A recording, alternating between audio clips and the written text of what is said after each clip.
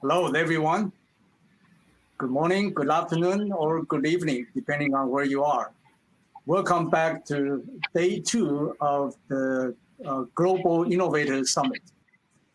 And today we are having this special session to spotlight and discuss with select International Catalyst Award winners.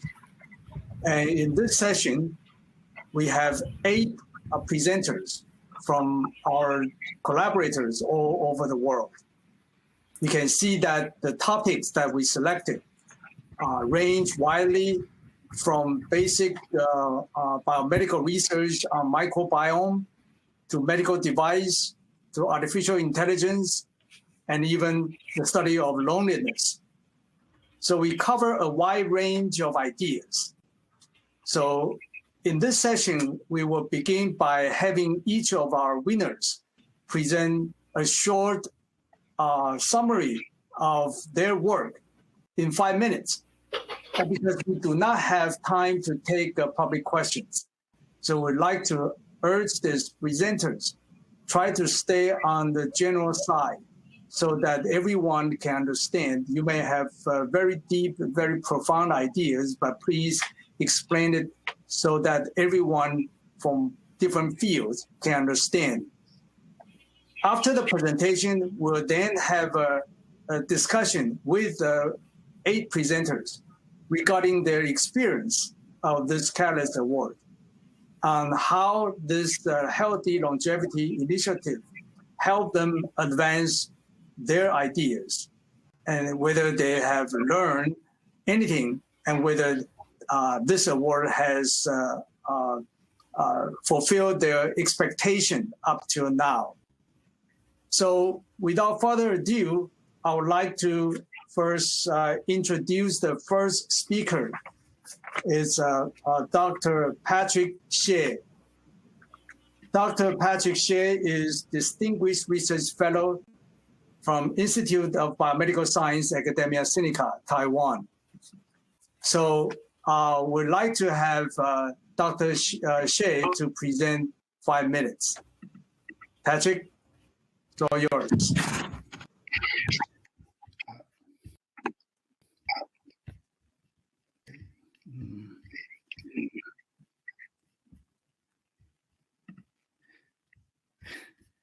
Okay, thank you, President Al, for the introduction and the organizer for the opportunity to share our award. My lab at Academia Sinica has been interested in understanding how the gut microbiota can modulate the cardiac repair after infections in aged hearts. And based on the studies, we want to develop new treatments which can rejuvenate the heart. The gut microbiota is the largest organ of the body, containing 10-fold more bacterial cells than the human cells, and 100-fold more bacterial genomic content than the human genome.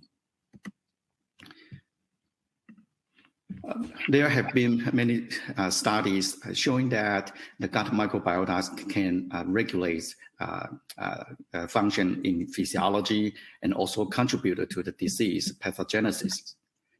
Environmental signals and the diets can determine the content of the gut microbiotas. And once disturbance of gut microbiotas, then it has been shown that they can cause disease from the brain, lung, liver to the skin and the whole body.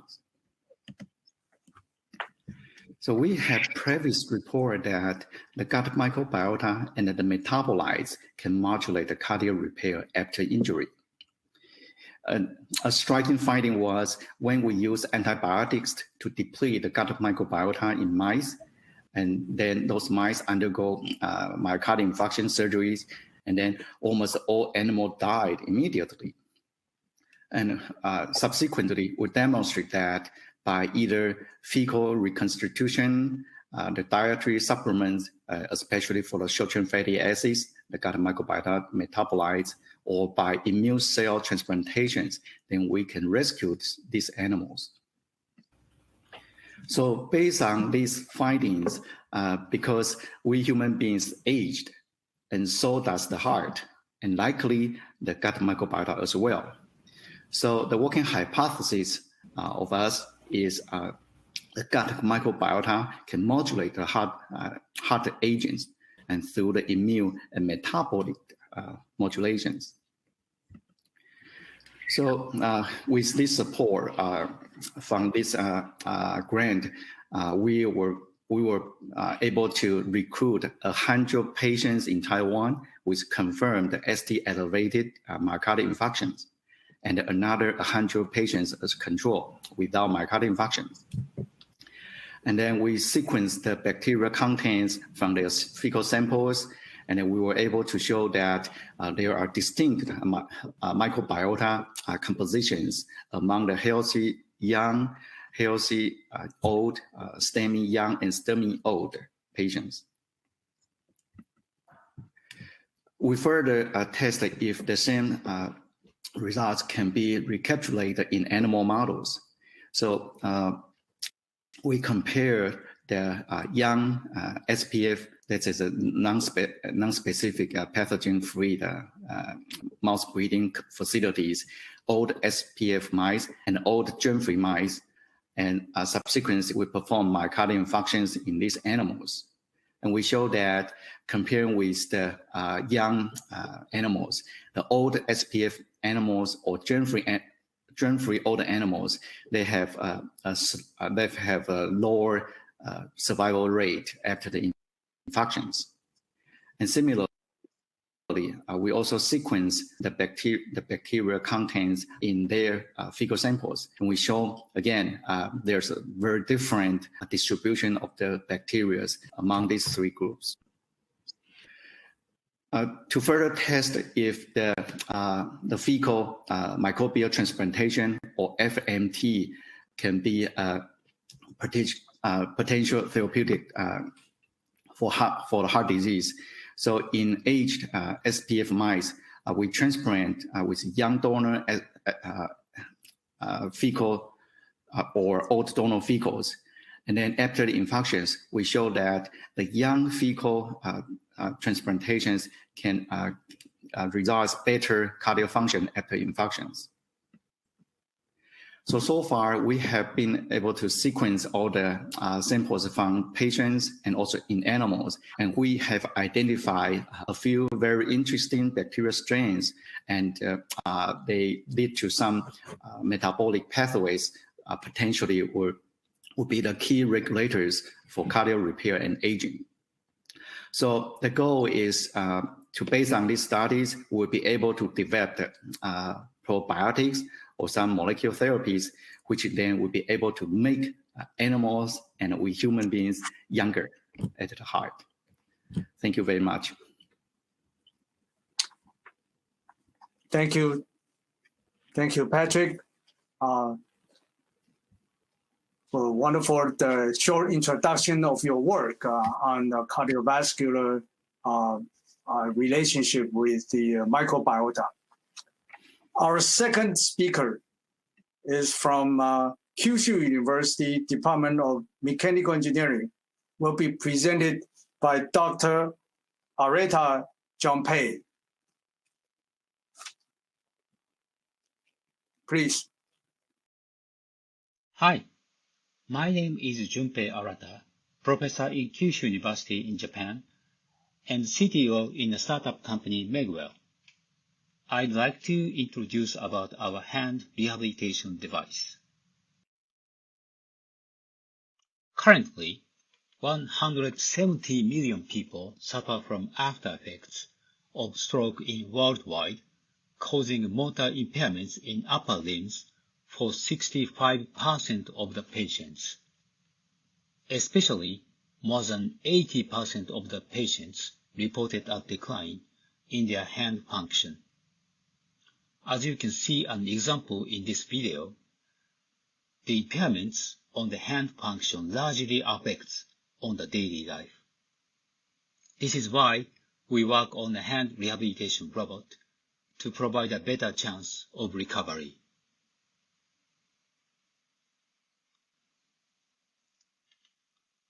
Our hand rehabilitation device can be worn by stroke patients to assist the hand motion, like as you can see, grasping and releasing the objects.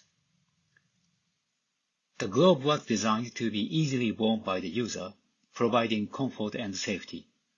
Then the robotic hand can be attached over the glove that can assist the motion of all the 5 fingers. The weight of the robotic hand is approximately the weight of a smartphone. The device can monitor the muscle activity on the patient's forearm.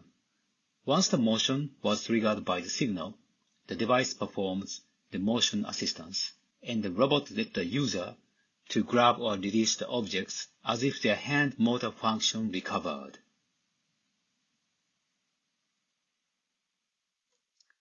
Our core technology is a unique spring-based finger mechanism that makes the device safe, compact, lightweight, and affordable. We only have one input, then all the 3 joints are moving in the same time.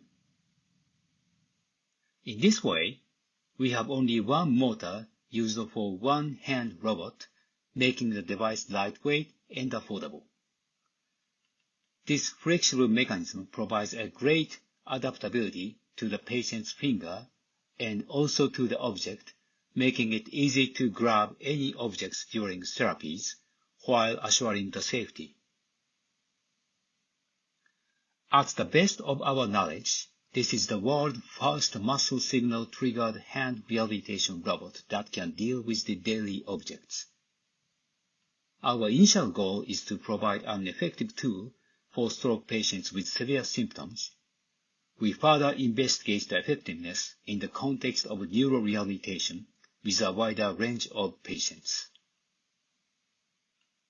I'd like to thank my team members and the grant organization AMED, and thank you very much for your kind attention.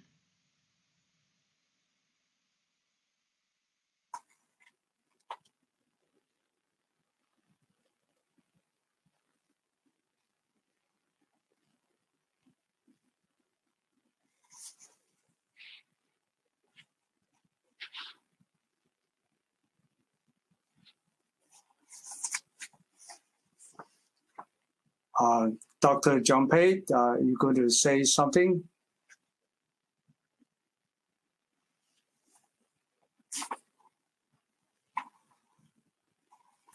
Dr. Junpei, I believe you are on mute.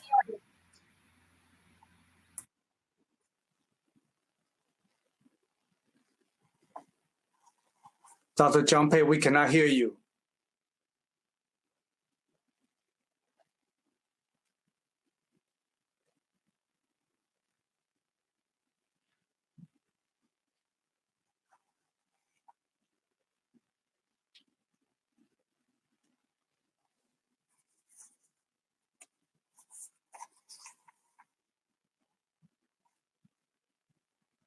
Well, looks like we have some difficulty in hearing Dr. Junpei.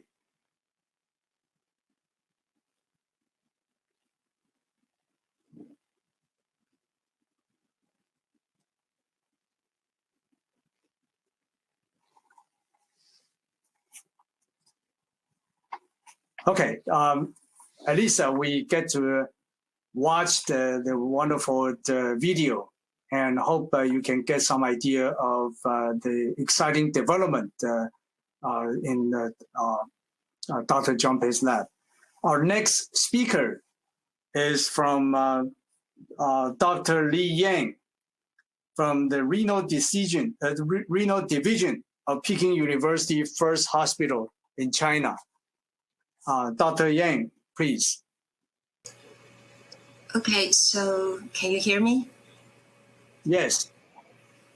I cannot see my slides. Right. Okay, so good morning, good afternoon, and good evening, ladies and gentlemen. I am Li Yang, a nephrologist from the renal division of Peking University First Hospital. It is my honor to present our project, our artificial intelligence-assisted improving management of community chronic kidney disease. We call it ALARM CKD. Chronic kidney disease has become a significant yet neglected public health challenge worldwide, with a global prevalence of about 10%. China has a CKD population of more than 120 million, of which over 45% are elderly. Based on this number, there will be over 2 million end-stage kidney disease with high rates of morbidity, mortality, and disability. Unfortunately, kidney is a silent organ, not presenting obvious symptoms after injury. The recognition rate of CKD in China is lower than 10%, leading to a significant undertreatment of this disease. We are lucky as 80% of CKD patients currently in China are at early stage. Most of these patients are in the community. However, there's a significant lack of CKD screening, kidney function monitoring, and no nephrology specialty in community health centers, which results in low awareness, late diagnosis, and insufficient treatment of CKD. Therefore, CKD in the community is both a great opportunity and a challenge for improving CKD care in China. The rationale of our study is to establish a big data and artificial intelligence-assisted, renal specialist-supported, closed-loop community CKD managing system in China. We aim to move the focus of CKD prevention and treatment to the community, improve the capacity of community for CKD management, and ultimately reduce uremia, comorbidity, and mortality of CKD in China. The Alarm CKD system includes a big data platform and an AI-assisted CDSS for CKD in the community, including both a doctor terminal and patient's terminal. The effectiveness of the system will be verified through a cluster randomized controlled trial. Real-time monitor of CKD disease burden can be achieved. And finally, a new mode for CKD management in the community will be established. Our big data platform enrolled 78 primary centers with 800,000 EHR. It supports CKD disease burden report, risk prediction model, and CDSS for community CKD. The doctor terminal of CDSS is embedded in the workstation of community health centers. It helps recognize high-risk patients, conducts automatic screening, diagnosing, and staging of CKD, and provides guideline-based individualized recommendations. The patient's terminal supports education and self-monitoring. It has human-machine voice interaction, diet education, etc. And home renal function monitoring will be achieved for the first time by our newly invented biochemical testing apparatus. By far, we have finished the data cleaning of 420,000 EHR, established the CDSS doctor terminal, and tested in one community health center. We have finished the design of patient terminal and made the first prototype of portable biochemical testing apparatus. By the end of this year, we will establish the whole CDSS system, finish the first community CKD disease burden report in China, and initiate prospective data collection and cluster RCT. In 2022, the trial will be finished and the system will be systemically evaluated. Further application and extension will be initiated. To summarize, this is the first artificial intelligence-based clinical decision support system for CKD in Chinese primary health system, which establishes new management modes of CKD in the community.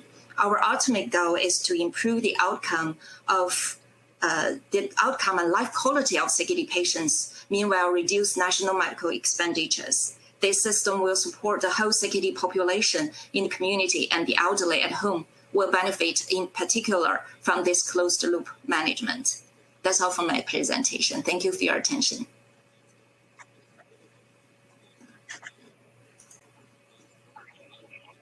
Thank you, Dr. Yang, for the wonderful work on CKD.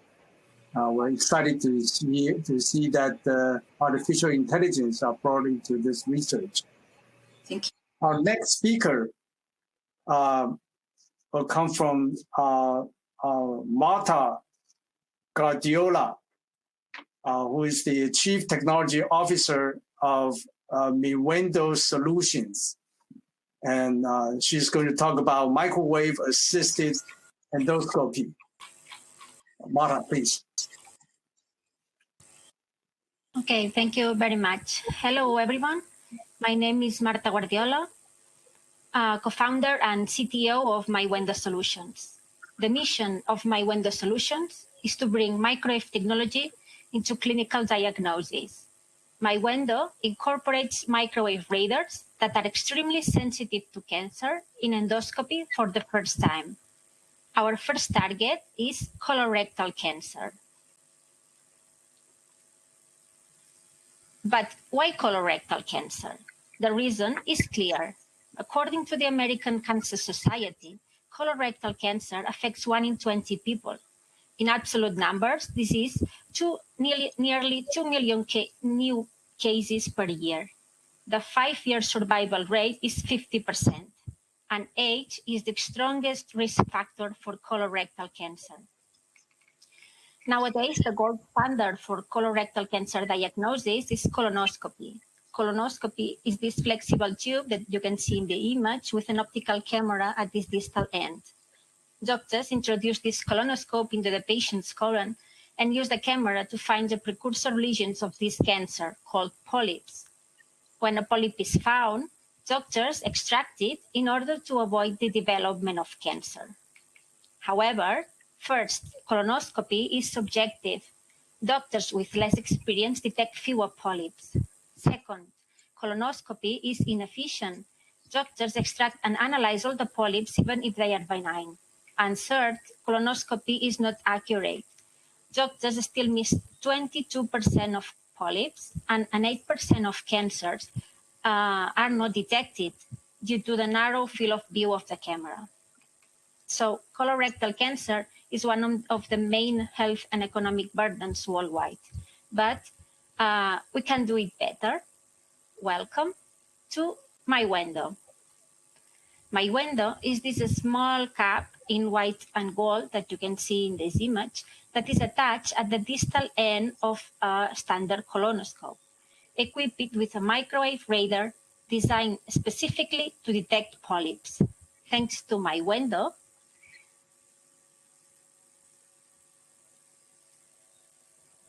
colonoscopy is now objective. We automate polyp detection with an alarm, eliminating human error.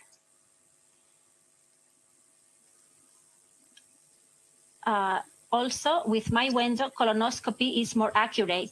Results in ex vivo human colons show that our radar is 100% specific and sensitive to differentiate adenomatous polyps and cancer from healthy colon mucosa. And finally, MyWendo is safe. Preclinical studies have successfully completed with porcine models demonstrated no adverse events and intercompatibility with colonoscopy. MyWendo's technology is based on detecting the change into the dielectric properties of the tissue that exist between healthy mucosa, adenomas, and cancer. The technology of MyWendo is protected by a patent approved in the 4 main markets of the European Union, UK, Japan, and US.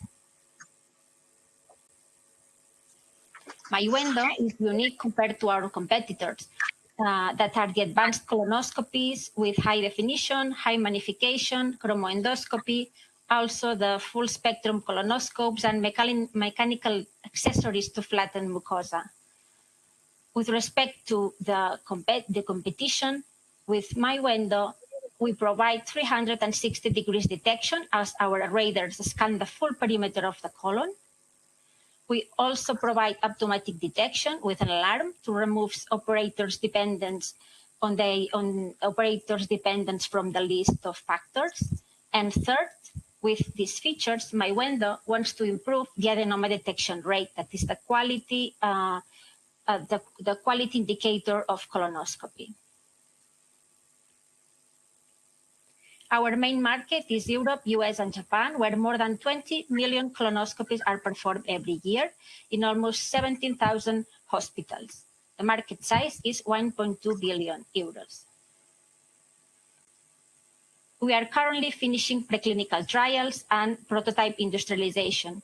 Next year, we are starting clinical phase with 60 patients, and we plan to obtain marketing approvals for 2023.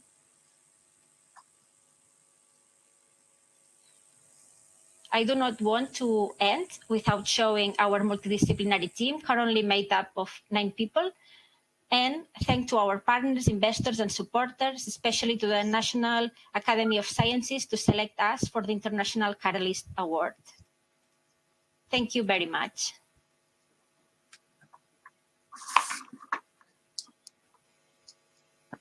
Thank you, Marta,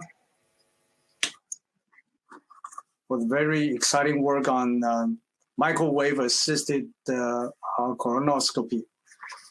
Our next speaker will come from Singapore, will be presented by Professor Angelique Chang from Duke NUS Medical School. And she's going to talk about identifying life history patterns of loneliness as a basis for effective early interventions.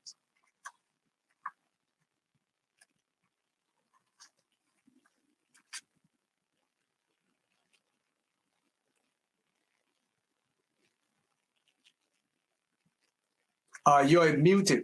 Please unmute yourself. Okay. Can you hear me now? Yes. Okay. I was saying thank you to the committee for choosing our project for presentation today, which is something different. It's really looking at loneliness and ways to identify effective early interventions to prevent loneliness among older adults. So just in terms of background, we know that loneliness is a significant predictor of mortality, and we've been doing work in Singapore since 2015. Recently, we published a piece and showing that loneliness is actually associated with fewer healthy life years. Older persons who report being mostly lonely have lower total life expectancy, minus 3.6 years, and they spend fewer years in good health, minus 4.8 years, compared to older persons who report being never lonely. So our research question for this project was, can we identify typologies of lonely older persons and the factors that contribute to loneliness at older ages in order to develop targeted interventions that address loneliness? The aims of the project then are to identify these typologies of lonely older persons, basically using a cluster analysis, which I'll go into in a little bit. Look at the determinants of loneliness, particularly those related to life transitions at older ages, to identify key differences in contributing and mitigating factors of loneliness and understanding the subjective experience. And then, in the next stage of this award, if granted, design nuanced and more personalized interventions aimed at addressing loneliness. One of the reasons that we wanted to do this was because a lot of work has been done from a quantitative perspective, showing that loneliness does affect health at older ages, but we really haven't come that far in terms of developing interventions that work, that may need to be done earlier on in the life course. So we take a mixed methods approach. We were lucky enough in Singapore to have a data set of about 2,887 older persons, which are nationally representative sample. And in this survey, we asked about loneliness. And so we're able to categorize people into who reported being never lonely, sometimes lonely, and mostly lonely. And the idea for the quantitative part of the project is that we try to find clusters of people, typologies. So looking at things like sociodemographic determinants, we're finding that marital status, living arrangements, social engagement, and health status are some of the variables that have differentiated clusters. And then once we have found these clusters, these different types of people who report being never lonely or mostly lonely, we're going to be doing life history calendar interviews. About 80 interviews are planned, and participants will develop a life history calendar to identify significant life events, transitions in their lives across various domains.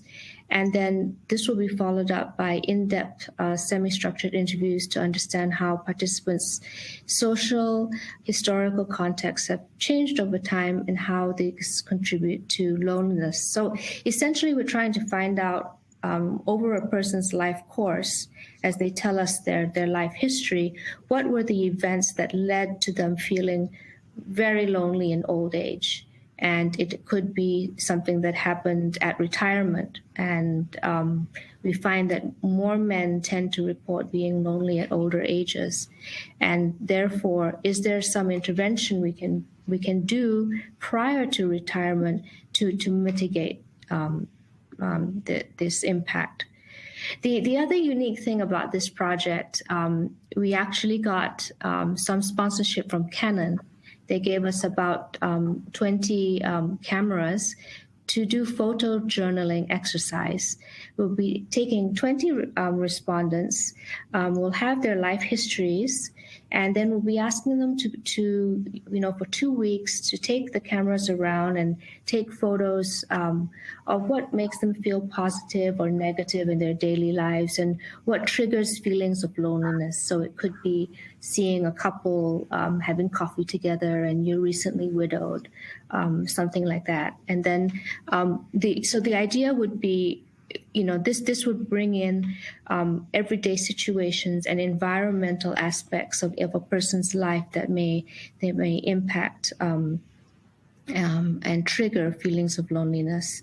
So what are the implications of this pilot work that has been enabled by this award? So from this catalyst phase, we hope to inform the creation of targeted and personalized interventions that can be piloted in the accelerator phase to address this issue of loneliness among older Singaporeans with the aim of increasing healthy life expectancy. And in the accelerator phase, we would design and develop programs and interventions with stakeholders and community partners. And then we would match at-risk persons to these programs and community interventions earlier rather than later in their life trajectories. So that's a very brief description. Thank you very much. Over to you, Dr. Liang. Thank you very much for your talk. I hope we'll never be lonely in our old age. Our next speaker will come from Newcastle University, UK, and will be presented by Dr. Spencer Hazel, who is a reader in Applied Linguistics and Communication, Newcastle University. And he's going to talk about interaction, dementia, and engagement in arts for lifelong learning. Spencer, please.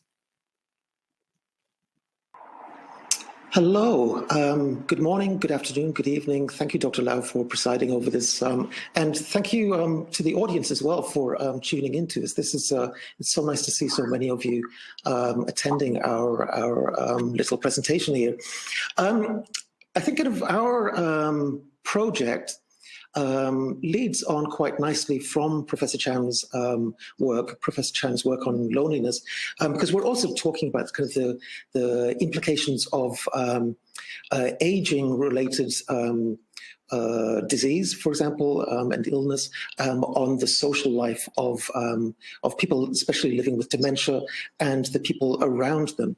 So this is a particular project that that leads on from some previous work that we've done on arts interventions for people living with dementia. And that's it's interventions of people in or organized, for example, in galleries or in workshops where people have access to creative arts interventions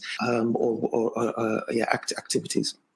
Now, the background to this, it actually kind of like, I mean, maybe kind of intersects a little bit with loneliness. It is kind of this often kind of systematic devaluation that people with dementia actually experience from those of us around them who treat them as kind of hopelessly impaired. And it's in the interactions with these people with dementia that through which this identity is brought about of the impaired, the not totally socially competent person anymore. And what we identified is that there is, well, what has been identified, not just us, is that there is a need to facilitate these positive social interactions, ones which kind of reaffirm or affirm not only the essential value of the human being, but also the social roles, and thereby promoting things like self-esteem, their agency, their social confidence, and hope and positivity in the person living with dementia. Now, the project that we were funded to do, the outcome for this is to provide training materials for people working with people with dementia within these art settings. And I'll say a little bit more later about where we're going to take this next. But yes, ultimately, kind of the work that we're doing is to benefit those working within these types of creative arts sectors who work with people with dementia, and then obviously eventually to benefit those people living with dementia to improve their quality of life and their sense of who they are themselves, and of course the added benefit that brings for their families and companions. Now, one thing that sets us aside from or sets us apart from what Professor Chan was talking about earlier is the kind of work that we logically. So a lot of work on these types of interventions is done through reporting. So it's through interviews or self-reports or questionnaires that happen after these activities. What we do is we study these activities as they are being produced in situ. So we do video-based analysis of real-life situations, and through that, because it's video and because it's kind of very micro analysis, we're able to look at not just kind of what people say or kind of the linguistic resources people use, but also the whole myriad of other types of meaning-making resources. Like you can see, I'm using my hands here, or the face, or the eyes, or the manipulation of objects in the surround. How all of those things kind of work together to compensate for sometimes the kind of like deteriorating kind of communicative resources within, for example, the linguistic realm. So kind of this is what we're trying to do, sort of produce kind of workshop materials for people who are working within these settings where we can help them understand what works best, what kind of engenders kind of like positive social interactions, and what to perhaps kind of to avoid. Now, in terms of the scope, yes, within the Catalyst Award, we are only looking at these arts-based interventions and professionals working within this field. But of course, beyond that, kind of the idea is that we scale this up and roll out workshop materials for anybody working within social interactional settings with people who are living with dementia. Yes, so maybe just one final thing to mention, kind of part of this, the end point of our project will be to host the 4th International Atypical Interaction Conference, which will be in next year, 2022 in June, and I hope to see a lot of you there as well. So thank you for your time, and I look forward to your questions and discussions. Thank you for your nice presentation. You add another dimension to the study of aging. Our next speaker will come from University of Pennsylvania, will be presented by Eliana Kohler, who is Associate Director for Population Studies Center at the University of Pennsylvania. Her title will be Leveraging Social Networks and Linkage to Care to Foster Healthy Aging in a Low-Income Context. Thank you very much. Thank you very much, Professor Liao, for this introduction.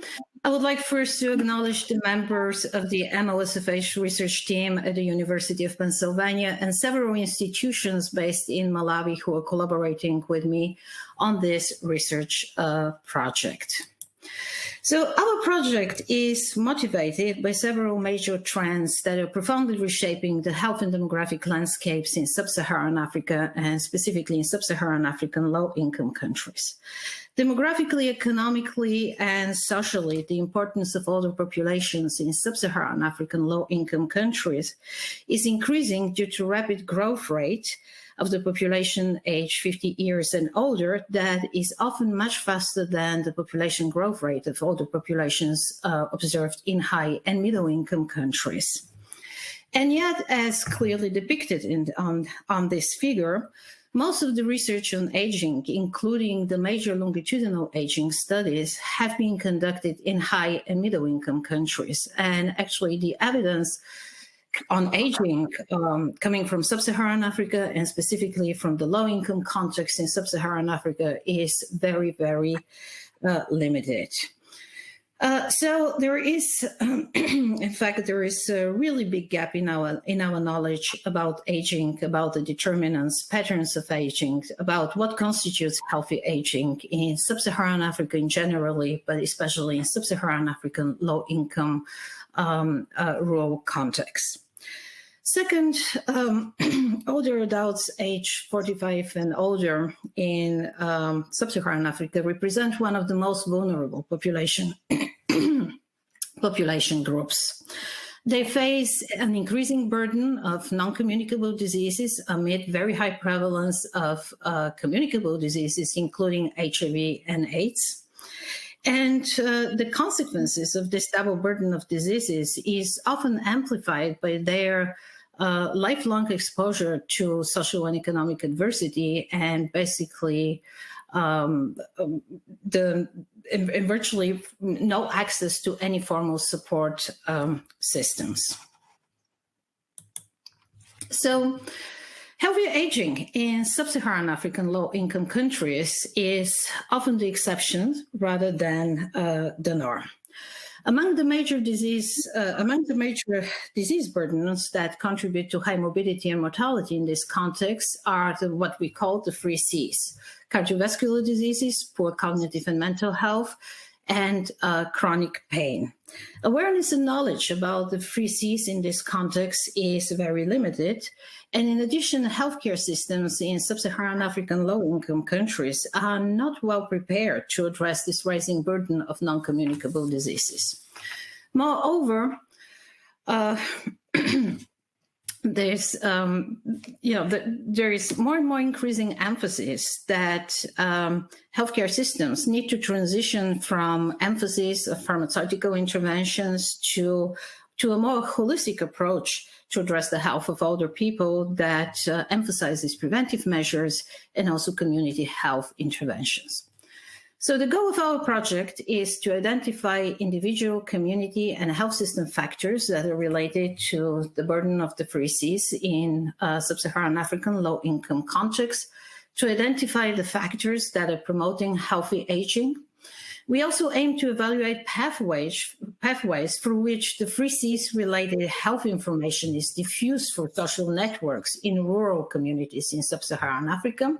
And the ultimate goal is to initiate the development of an innovative social network-based intervention that is designed to address the burden of the 3 Cs in this context and to foster healthy aging.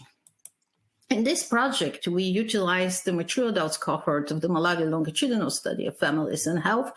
And this study provides a really unique opportunity to study the burden of the 3 Cs and healthy aging from a life course perspective, because the study provides information about the life of these aging individuals that is for more than 20 years. I would like to emphasize the public health relevance of this project. So how the project addresses the growing need of a paradigm shift in the healthcare systems and programs from emphasis on reproductive health and infectious diseases towards addressing the issues related to aging and non-communicable diseases in sub-Saharan African countries. And we also emphasize the importance of cost-effective interventions that can achieve sustained population-wide impacts on non-communicable diseases related health-seeking behavior and related risk behaviors. Thank you very much for your attention. And over to you, Dr. Eliana. Thank you, Eliana, for your work on low-income countries. Our last speaker in this session is coming from Alexandra Ivanova, who is the founding director of Equity Lab Global. And the title is Virtually Young: Can embodying an avatar of your younger self extend your healthy lifespan? Please, Alexandra.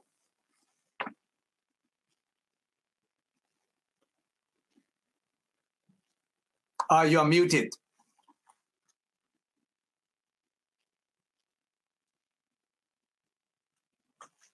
Still muted.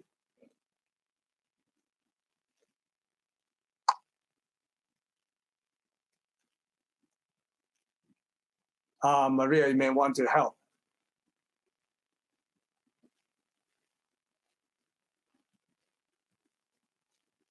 No, we still cannot hear you. It's probably at your end, Alexandra.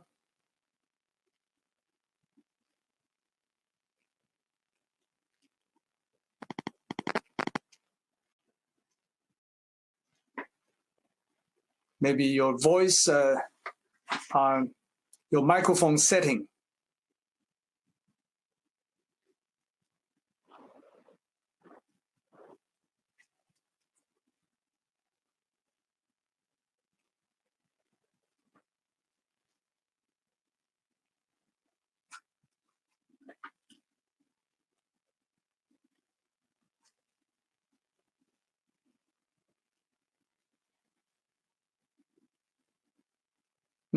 I think it's your microphone setting that you probably previously you are using the earphone, and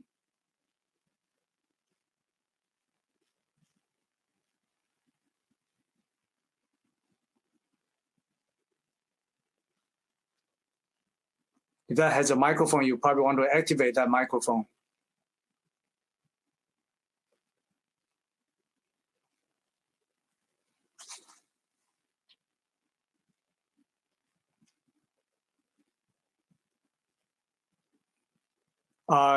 You probably want to choose the word allow on the microphone.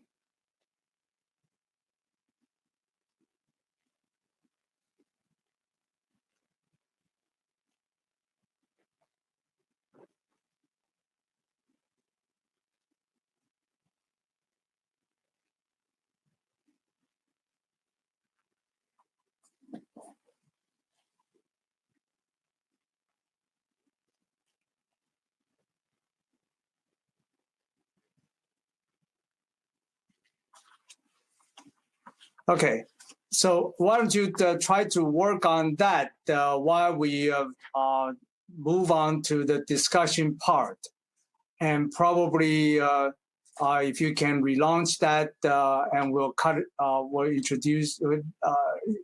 get you introduce your talk during the discussion. So we'll probably directly go on to our discussion session now. So we hear 7, unfortunately we cannot hear the last one, but we hear 7 innovators presentation. Now we'll use the rest of the session to discuss about your experience on this Catalyst Award. Okay, we'll list out a few questions. Of course, you guys can raise others and also jump in to offer your own opinion. And we're free to discuss just at whoever that has opinion to share, or we'll just call your name, have you volunteer your opinion. So the first few questions, for example, what inspired you to develop your project? How did you come up with the idea for the Catalyst Award submission? How did you learn about this Healthy Longevity project? So does anyone wanted to start? Any volunteer wanted to start? Hi, I'm back. I disconnected and reconnected. Would that work now? Yes. Okay. Oh, yeah. Why don't sorry. we keep that in mind, then have let's hear Alexandra talk about her project before we start our discussion. Thank you so much. My bad. It was just a sort of reboot combo. Thank you so much for having me. So I'm Dr. Ivanovich, and I'm going to talk to you today about the youth simulator that we're building for older adults' socio-emotional well-being. So three years ago, we actually set out to fulfill seniors' wishes through virtual reality with the support of Miami-Dade County. We enabled seniors to visit Europe for the first time, to swim with dolphins, to go on virtual pilgrimage to Jerusalem. But one of the most popular wishes that seniors expressed was to feel young again. Fast forward 3 years, enter the Youth Simulator. The Youth Simulator is a web-based social virtual reality platform that empowers older adults to embody healthier and younger versions of themselves and to travel the world virtually with their loved ones. So the science says that changing bodies in virtual reality changes minds in the real world. When you embody virtual Einstein, you actually perform better at cognitive tasks in the real world. Virtual reality induces a body transfer illusion whereby you identify with an avatar and their attributes. A landmark Stanford study has actually shown that when you're young and you embody an older version of yourself, you actually start saving up more for retirement because now all of a sudden you identify so much more with your future self. So we do the exact opposite. We enable older adults to embody younger versions of themselves in an effort to improve their subjective sense of well-being. How does this work? So it's a 4-step process. Rejuvenate, travel, socialize, repeat. Step 1, rejuvenate. So we have Dan here. He's 64 years old, and he's going to be our test subject for the purposes of this demo. But he uploads a picture of him at 30, which is the age that he considers to be his peak. And our machine learning app automatically generates a WebVR-ready 3D avatar that he can customize in a few clicks. Step 2, travel. So now Dan's 30-year-old avatar is ready to go out into the WebVR world, and he can easily access any of the WebVR-ready immersive environments that we modeled off of the bucket list experiences we crowdsourced with a diverse cohort of seniors. So one thing you got to know is Dan is Romanian, but he's of Italian origin. So for him, it was really a no-brainer. He wanted to go visit Rome and the Sistine Chapel in particular. Step 3, socialize. So Dan is in Romania, and he wants to connect with his son who is in London, living abroad. And obviously with COVID, he can't travel. So he sends him the URL of the WebVR environment that he wants them to meet at, in this specific case, Notre Dame. So think about this. In our COVID-19 reality, in the physical world, Dan is in Bucharest, Fabrizio is in London, but they're both meeting virtually in Paris. Step 4, repeat. So Dan and Fabrizio can now explore the world virtually together. They can talk, they can chat, they can take in VR selfies. For Dan, and this is really a unique opportunity to create, store, and revisit memories in virtual reality. So what is the impact of the youth simulator? So the potential impact is a decrease of depression and anxiety and an increase in social connectedness.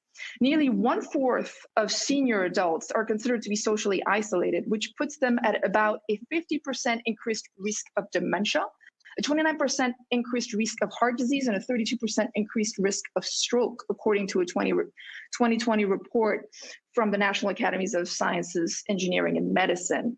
So the potential here is to directly improve older adult socio-emotional well-being and indirectly improve cognitive functioning and physical health.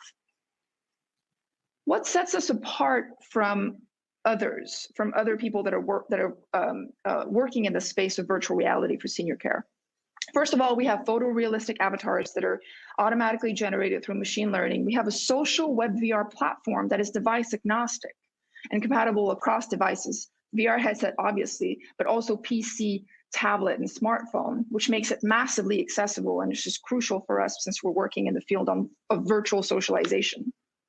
And we build this platform on a web-based framework, which makes it future-proof. Why does this matter?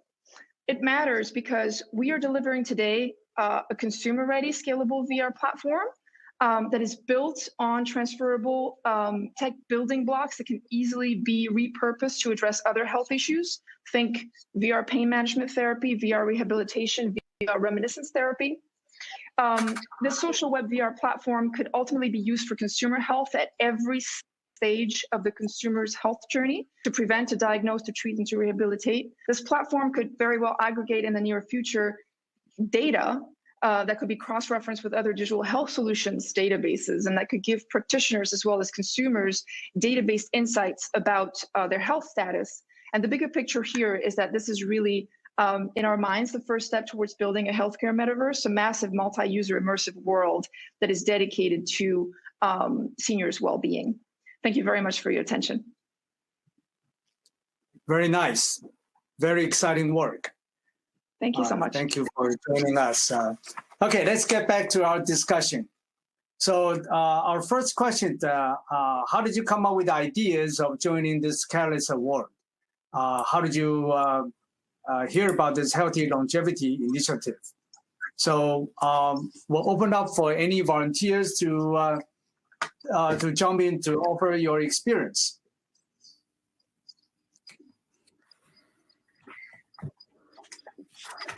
Dr. Chang, do you want to start? Oh, Patrick, please. Patrick, yes.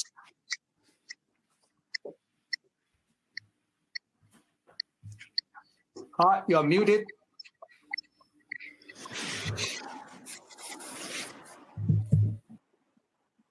Patrick, can you?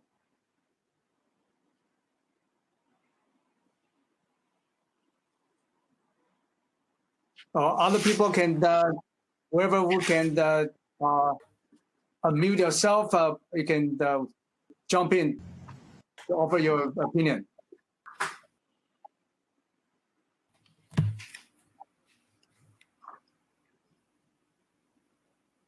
Spencer, shall please. I jump in there? I think kind of one of the things that was kind of interesting for us this time around was that normally, kind of as social scientists, you think of a research, a piece of research that you want to do, and then you generate funding, and then you go out and do it. And this time around, and then you try to turn it into some public good and try to take it out to stakeholders out in society who might be able to use that knowledge. This time around, it kind of worked a little bit different because we'd done a lot of the research work beforehand. And the people that we'd been working with, they came to us saying, look, here's some stuff that we actually really need. We need this kind of training that you guys kind of like seem to be able to deliver. So can you do something with us that turns your research into some kind of workshop materials, some training materials? And so it was kind of working the other way around. Rather than us starting out with a research idea, it was the stakeholders coming to us and saying, look, we need something. And we've spotted that kind of this Catalyst Award that actually kind of like really targets the output, the kind of like the practical outputs, rather than targeting. It kind of like helped us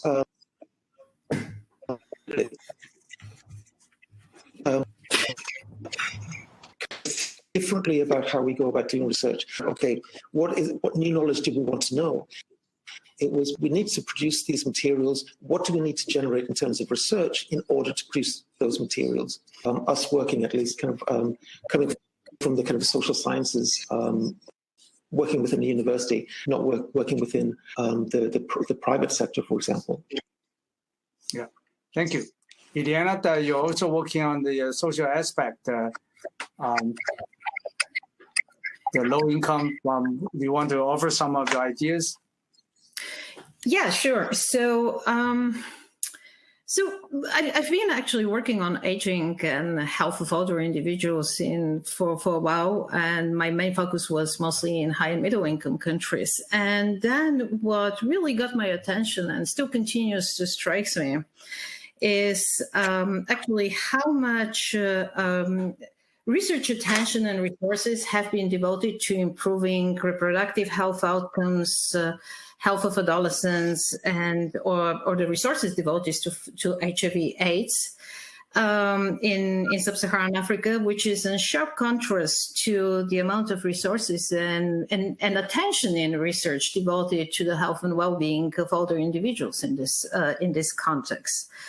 And just based on our experience, we know that in the past decades, there has been enormous progress that has been made in improving HIV outcomes, improving child care, and child health.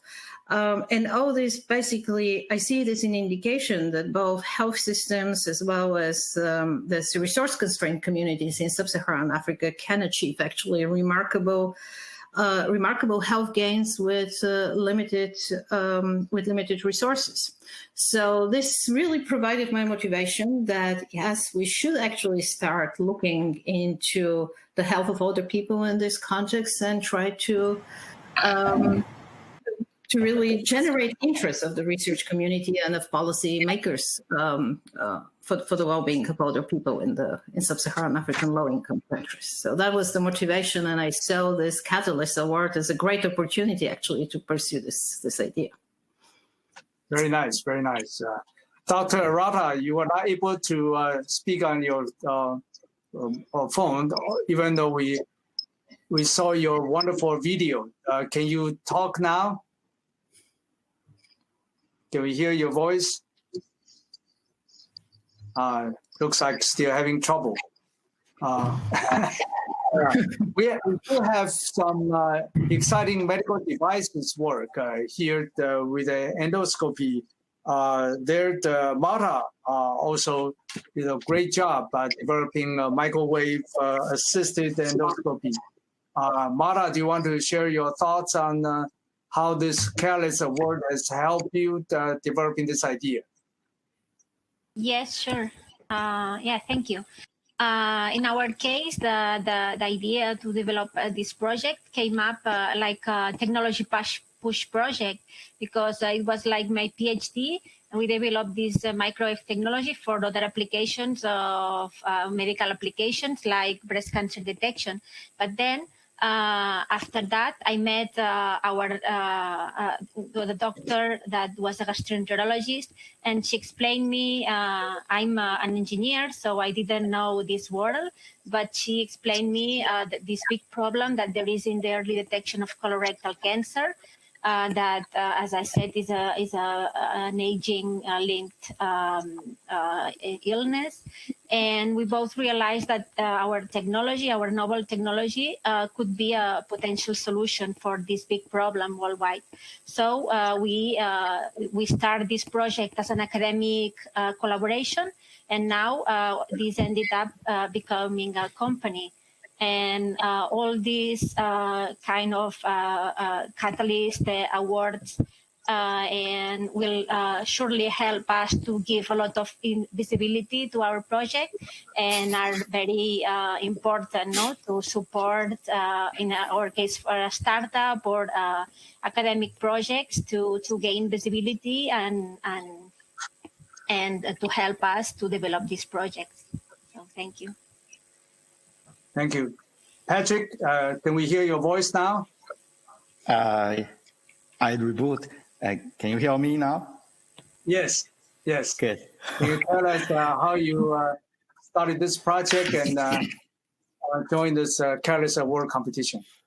Sure. I actually start to get to be interested in the role of microbiota and the heart diseases. That was back to, I think, 2015 when I joined a team from Taiwan visiting Israel for a bilateral symposiums. And then I listened to a fantastic talk about it's an overall study for the microbiotas in health. But at that time, when I came back to academia Seneca, I looked at the literature and I found that there was not much we know about the microbiota and the heart healthy.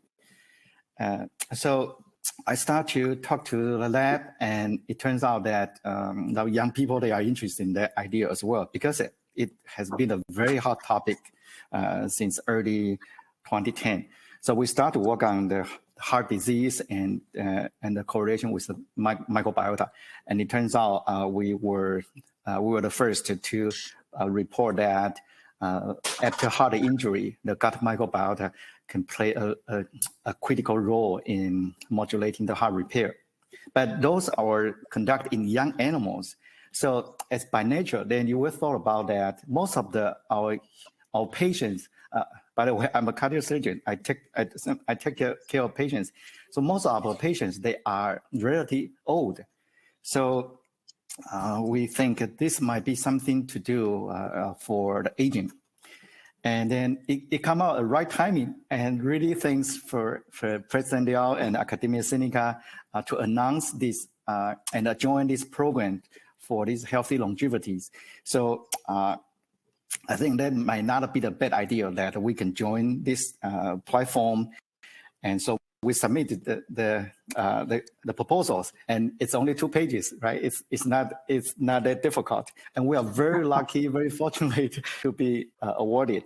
And since then, we will be able to work on patients and collaborate with people in Taiwan. And it turns out that we found that it is something to do with microbiota and aging health, aging heart. So I think this is a really good experiment, and we move to this aging studies and at the right timing. Yeah. So we'll keep going. Thank you. Yeah. Dr. Yang, your exciting work on using AI in renal disease. Can you share with us how you started this project and how you joined the Catalyst Award competition? And while we're hearing Dr. Yang, maybe I'll suggest Dr. Arata to reboot your computer or your system. Maybe we'll hear your voice. Usually you can fix computer problem that way. I hope you hear me. Yeah. Okay. Okay, it's great. Good. Yeah. Thank you very much. Dr. Yang, and then get back to Dr. Arata. Okay. All right. Thank you, Dr. Liao. So a couple of years ago, our team led a national survey of CKD in China, and we reported tremendous disease burden. Meanwhile, we reviewed the situation of low awareness, misdiagnosis, and undertreatment of this disease. So people pay a lot more attention to the heart, to the brain, than their kidney. However, chronic kidney disease, unlike the abnormalities in heart, lung, brain, or digestive system, is usually insidious and quiet at early stage. And while they develop severe chronic kidney disease, we lose the opportunity to treat them. So from then on, we have been thinking about how to improve the whole situation across the country. You know, with the relatively limited manpower of our renal specialists in the country, we feel that we really need a completely new mode of CKD care system in the country, which could facilitate or spread professional renal care directly to the whole community patients, especially the elderly at home, because 1 in 5 of people older than 60 years have chronic kidney disease. So that's a large population. So with the development of big data and artificial intelligence technique, we feel it's the right timing for us to set up this new CKD care system. And also our project fits the goal of this Catalyst Award very well.